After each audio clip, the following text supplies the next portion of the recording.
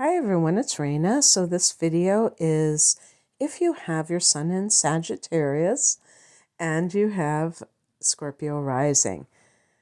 And as I was thinking about what that might look like, I was thinking about the dreamy quality of water signs, the water energy. But I don't think of Scorpio as dreamy, more like Cancer and Pisces. So look to your moon sign to get a feel for how you express yourself emotionally. But it's possible for you to have Neptune in the first house, because if you are a member of Generation X, and I'm the first year, and I have maybe some boomers have Neptune and Scorpio, because mine is at 20 degrees. So yeah, you're probably some of the boomers, later boomers, and some Gen Xers have Neptune and Scorpio, and that means that you could have it in the first house with your ascendant, and that would give you a dreamier quality. Because Scorpio is kind of a fierce sign, maybe because the rulers are Mars and Pluto, that might have something to do with it. And because Scorpio is at your ascendant, those are your rulers. Well, you could say that Jupiter is your ruler too, being the ruler of your sun sign Sag, my sun sign too. And so the sun sign is, in my opinion, our aspirational self. What do we aspire to become? And yes, more on the more mundane level, we would say, our careers, the things that we want to be known for. But on a deeper level, it could be some things that we came here, the gifts that we came here to share, to uplift humanity, for instance. Because ultimately, when you have gifts, if you are an artist, it's not just about like, okay, how much money can I get for this painting? It's about like, inspiring other people, or anything. You can be an accountant, and you're helping people to feel better in one way or the other, even if it's on the material level. So it's part of your gifts in that area. So the rising sign can affect the appearance, and it can affect the circumstances of the life that you come into. And I would also say it reflects the family of origin, so that connects with the last thing I just said about the life you come into. And with Scorpio, I feel like in the worst case scenario, there can be some darkness. There can be some things that are going on within that family of origin that are very negative. Now, remember, I'm talking about the lower nature of this, but the reason I say this is because Scorpio rules the underworld, or, Pluto rules the underworld, and it is very influential in what Scorpio represents. Scorpio represents transformation. Death is a part of Scorpio as well. And death is a form of transformation, the ultimate form of transformation. But alchemy, magic, trauma.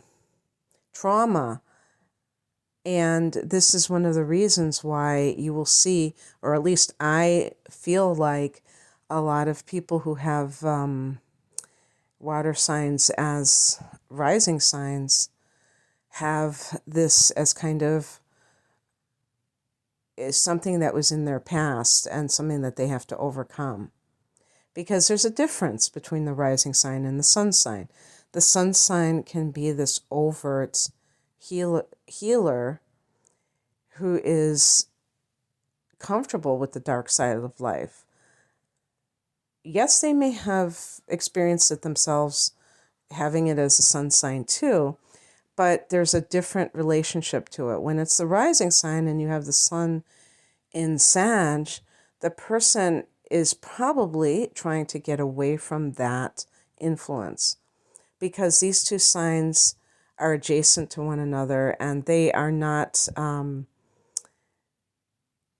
they're not like at an angle that is really cooperative. It's not, it's not something that is the worst thing in the world, but it's so different in how it presents itself when you talk about Scorpio and Sagittarius. So that's where I'm going with that. And I'll get into more of that, but I also wanted to mention that somebody who is a sun in Sag, because Scorpio is an adjacent sign, you could easily have inner planets in Scorpio. And that will enhance that ascendant, even though the ascendant can be more about your mannerisms, your so mannerisms are not your personality necessarily. To me, they're almost like part of the appearance. They're the way that you walk, the way that you talk with, like if you talk with your hands or something, those would be mannerisms. So they're part of the way you present yourself. But your sun sign is, to me, the ultimate determiner of your personality. So that is going to be, and that's why we say, what's your sign? We're not asking what the person's rising sign is. We're asking what their sun sign is. And the rising sign can be the type of dress that you have. It can be, with Scorpio, it will tend to be goth. I had somebody write to me because I did another one of these videos recently, and I had, Scorpio was the rising sign. And they said, I'm not I don't dress like that, and maybe that's kind of an exaggeration. Maybe it's simply preferring black clothing. Maybe you don't wear black lipstick, but you wear black clothing. And when I said that about black lipstick, I wasn't talking about when you're 35 years old. I was probably just referring to adolescence, because that's when people try on personalities, and they tend to like to really dress up to express themselves. And the rising sign would be much more influential during those years, and even in the 20s. So yeah, we all kind of get well, I shouldn't say we all, but a lot of people, they just kind of drop that need for that facade as they get older, and that can include the way that we dress. I just did Sagittarius Sun and Taurus Rising, and I was talking about my years wearing mini skirts, and right now I'm all snug in a fleece sweater that's very baggy, and I love it. And fleece pants. So anyway, so you could have inner planets in Scorpio because they're very close to the sun, or fairly close, and so that means that you might have Mercury in Scorpio, or Venus in Scorpio, Mars in Scorpio, and that might make you seem more like a Scorpio. Your moon sign can be anything. So if it's in water, then you will likely have a personality. And if you have those inner planets in Scorpio, or some of them, then you really will probably not seem that much of a Sag at all. But that doesn't mean that you're not going to go after things like a Sag. So that we have to separate that, because the rising sign can really take over in some cases, like for instance, Leo or Aries. But if the person is a sun in Virgo, then they will still have their agenda that is based on the sun sign, but they may just really be overpowered in terms of how they carry themselves. So, as I was saying earlier, this might be something where the family was something that had to be kept secret, or they were the type that were kind of paranoid in that sense and said, "Don't you tell anybody about what's going on. What happens here stays here." And that is very painful for a Sagittarian, because Sag is about truth and about openness. So having this kind of restriction would be kind of a cross to bear in a sense. And something, again, I don't want to make it like, okay, this is true for everybody, because obviously it might not play out that way 100% of the time. When we're talking about astrology or anything else in life, sometimes it plays out in a different way, but it has a similar theme. And so if you felt like growing up you had to keep secrets, maybe you didn't hear a parent tell you that, but you just instinctively felt that. Let's say you had a parent who was an alcoholic, and maybe they were a prominent person, and you felt like you couldn't tell anybody about it because that would make them look bad. And if they looked bad, that would be bad for the family, for the reputation of the family or something. There's just like keeping secrets, and also at the same time knowing that things are not always as they seem. So what that can do to a child, if they see something on the surface, and then they see the truth behind it, it can make you very cynical, and it can make you very suspicious in life. And Sagittarius I always describe as a big puppy dog that is very trusting, believing in the good of people, because first of all, fire is very, positive as it is and expansive. And so, Sag is going to,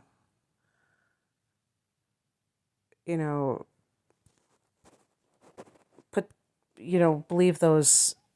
I'm sorry, my screen kind of went away.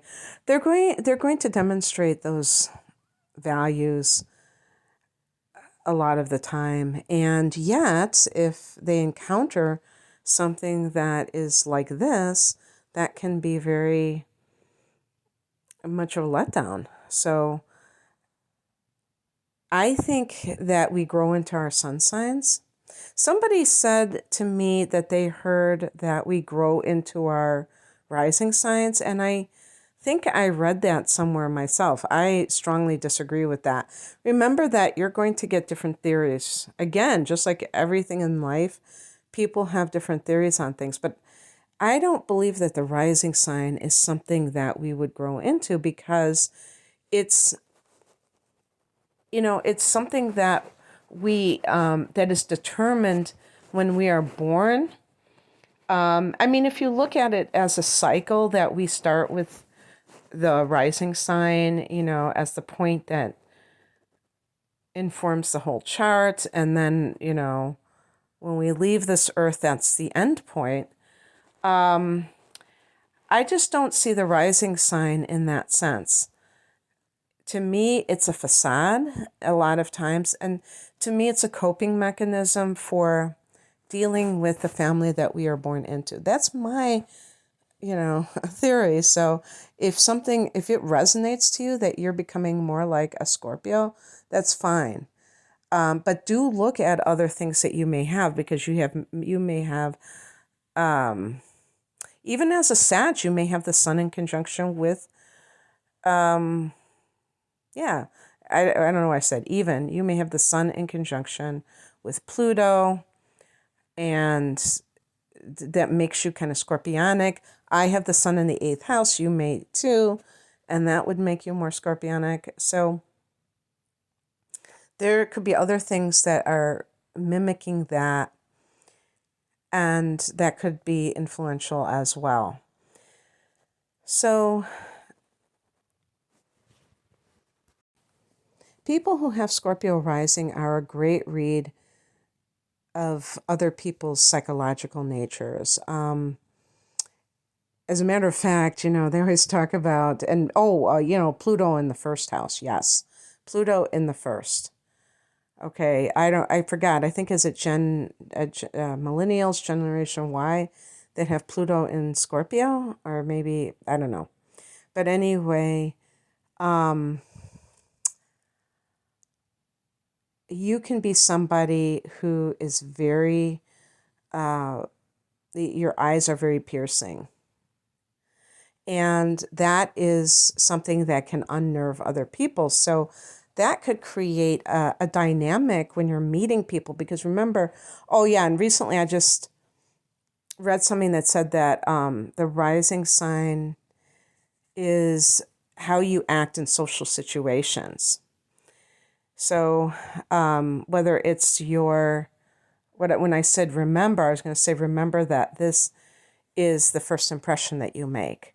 So if you're meeting somebody for the first time, whether it's an employer or whether it's a new date, you could I was going to say skeeze them out, but I don't know if that's the appropriate term. You could freak them out. You can make them feel uncomfortable. And how somebody feels is on them, obviously, but you just have this, and you may not even realize how intimidating you are based on that. And one thing I just thought of is that if you have Scorpio rising, you could also have the sun in the first house too. So, that's always a possibility, and that will lighten this up and make you more extroverted, because normally this would make you more subdued and reserved, but not subdued or reserved in a way that is like social anxiety. Maybe in some cases, but usually I think of Scorpio as a very strong sign. It's more like this presence. When you come into a room, there might be this shift that occurs. So I think it's wise to always realize what you may bring to the table so that you can that you can interact with others accordingly, because you may be a little bit upset that other people don't interact with you in the way that you would like them to, not knowing how intimidating you actually are. And actually, I probably, even though I don't have this position, I think that could be true for a lot of us who feel like other people are not, being friendly to us, and it could be us sometimes, the way that we're carrying ourselves. And I think that, if you have experienced this from childhood, and I'm also thinking about myself in other respects, is that we're so used to this that we just think it's them, and we think that we're always the victim of this, when in fact we could be doing something that is creating the lack of receptivity from the other person. And it's a very interesting thing to contemplate. So I'm just going to leave it there on that front. But So anyway, what I wanted to say is, in terms of relationships, Sag is very freedom loving and is a masculine sign. The fire and the air are masculine signs. The earth and water are feminine signs. They're more like the homebodies, the domestic types that love those kinds of things. I have a lot of um, earth, so I have a lot of the feminine side, even though I always felt like a tomboy because of the Sag, and some of you women may feel me on that you have this feminine rising sign and you still feel like a tomboy. I think that Scorpio has that masculine side because of the Mars energy in particular. I can't really speak on the Pluto, but definitely the Mars, because Mars rules Aries, a fire sign, and that rough and tumble quality, the warrior energy, I associate with the masculine, not the feminine. So it's very possible that you were a tomboy, but in general, you may differ from some Sagittarius. You may be more of a homebody.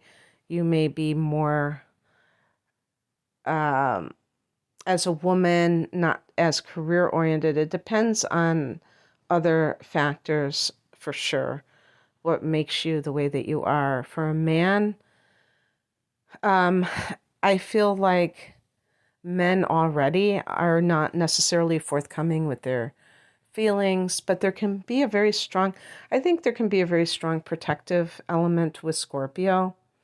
And for a man, this is a wonderful quality to have, actually, because I've kind of observed male Scorpios, and they come across with the alpha male vibe. Um, and yet they have that sensitivity. And I think that's such a perfect combination because the reason, and alpha males, I mean, I'm not like interested in men that are very macho, but I think that the masculine element has been, um, that those who are trying to control the populace are trying to erase the masculine, the divine masculine, and emphasize the toxic masculinity, not only in males. No, actually, in males, they would probably rather them be emasculated, but women embracing toxic masculinity. So the divine masculine, I love that, the protective energy that is coming from, a very courageous spirit. And so there might be a bit of a tug of war within yourself. Look to the moon sign to see if it can solve this riddle about relationships. It might be a sore subject. It might be something that you're a bit afraid of intimacy because of things that you've dealt with. But let's say your Venus is in Scorpio. That could even enhance your fear. Sag loves freedom, but it doesn't, if it has somebody who is respectful of that, then I think a lot of Sagittarius wouldn't mind being in a relationship. It's just that there is a special need for a certain type of person. In this case, it can get complicated. I think of Scorpio as a very complicated sign in general. So the other aspect of this is that you might attract water signs or by extension earth signs. And if you have inner planets like a Mars or if you have Mars in Capricorn, if you have Mars in Scorpio, you might feel like this is the type of person for you, only to find out that it really isn't. Now, even that I can't say 100%, but I'm just saying that it makes sense for everyone to get to know somebody very, very well in multiple circumstances before you commit to them in a relationship.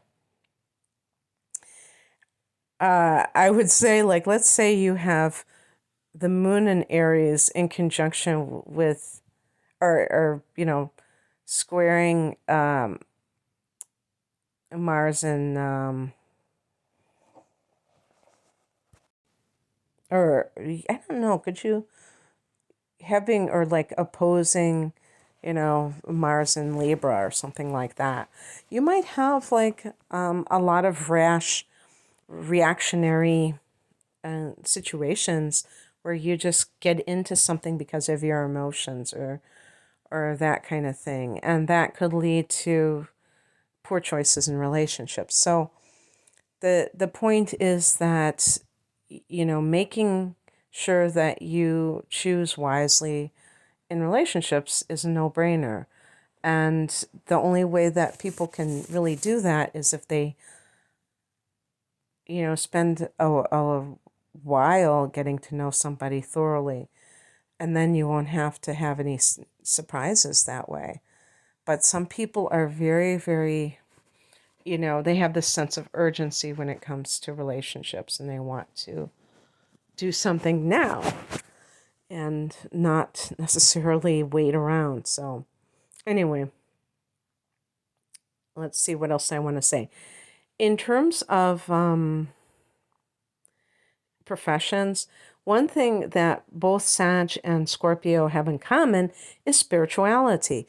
Sag is the more conventional of the two because I think, I don't know if I had a dream about this last night, but I was thinking about, or when I woke up, I was thinking about organized religion and Sagittarius, and feeling that it really is about organized religion, organized philosophies of life, and things of that nature.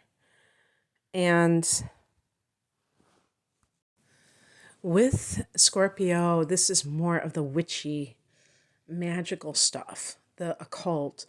So that kind of thing, it might be one of those weird things where you kind of come from there and you become more conventional as you get older, more wanting the old-fashioned types of religion. Because, I mean, this is just me saying this, but sometimes when I think of those kinds of belief systems that are like paganism, it seems like with some people, they're trying to control things. Even with law of attraction, which I would put under magical practices, one of the things that always kind of I kept a little bit of skepticism about is that I feel like the more that people are trying to control their outer world, the more they're not really flowing with things. And that creates control in all areas of life where the person isn't really, they're being manipulative to one degree or another, and maybe it works for them, but it's not necessarily what I would consider spirituality. It's more, again, with the more materialistic. Materialism to me is about manipulation. It's about thinking that if you have enough of something that you can get whatever you want in life. You can get people, you can get, you can be happy, you can buy happiness. So that might be something that you kind of let go of, but you are attracted to when you're younger because it makes you feel more in control of things. I don't know if that theory will pan itself out. You would have to be of a certain age to be able to tell me if that's true or not. But the eighth house that Scorpio rules does include astrology and the tarot, because it is part of the occult. Well, I mean, that's what they call it. It's interesting because I was subscribed to this young woman. Actually, she was a girl when I first subscribed to her, who was doing ASMR.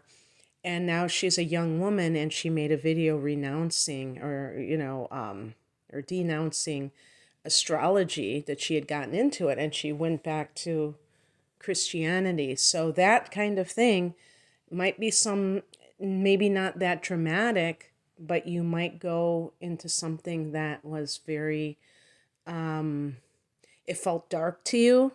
Maybe it was, the occult means hidden, but sometimes it can get dark.